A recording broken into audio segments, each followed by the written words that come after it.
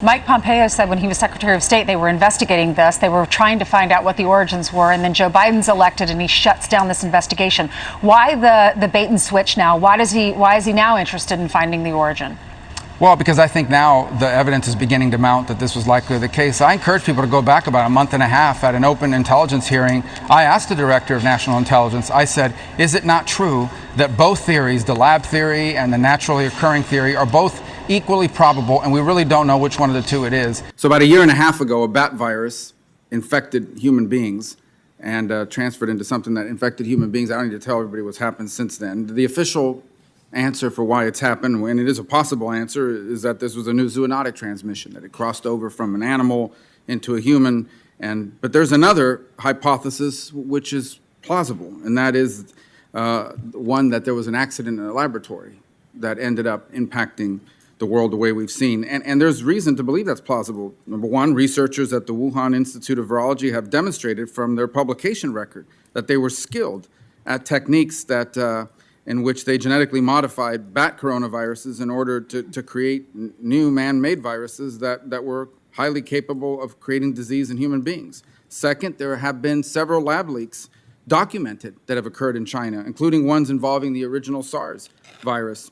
And third, U.S. diplomats who visited the Wuhan Institute of Virology in 2018 warned of the risks of the subpar safety standards that they observed.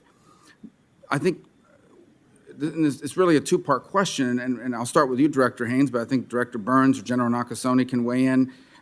We can't conclude definitively that the virus that causes COVID-19 emerged naturally until there's a transmission chain that's been identified, how the virus evolved and transmitted between species.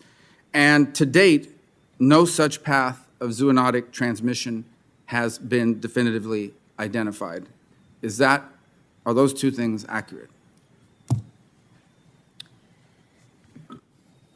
Thank you, Vice Chairman. So it is absolutely accurate. The intelligence community does not know exactly where, when, or how COVID-19 virus was transmitted initially. And basically, components have coalesced around two alternative theories. These scenarios are it emerged naturally from human contact with infected animals, or it was a laboratory accident, as you identified. And that is where we are right now, but we're continuing to work on this issue and collect information, and to the best we can, essentially, to give you greater confidence in what the scenario is. But I'll leave to my colleagues if there's anything that they want to add.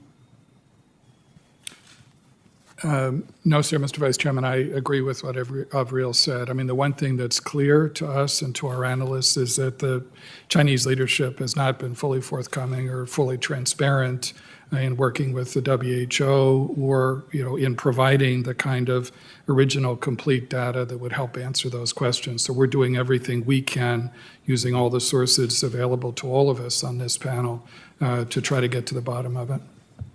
Hey guys, did you know we have a podcast called WJ Live? The Western Journal's mission is to equip readers with the truth, and that's the same mission we have on WJ Live. You'll hear from writers, editors, and special guests on the most important topics of the day. You can catch us Monday, Wednesday, and Friday at 5 p.m. Eastern and 2 p.m. Pacific, right here at youtube.com/WJ Live. While you're there, help us out by subscribing and hitting the bell so you don't miss any future episodes. See you there.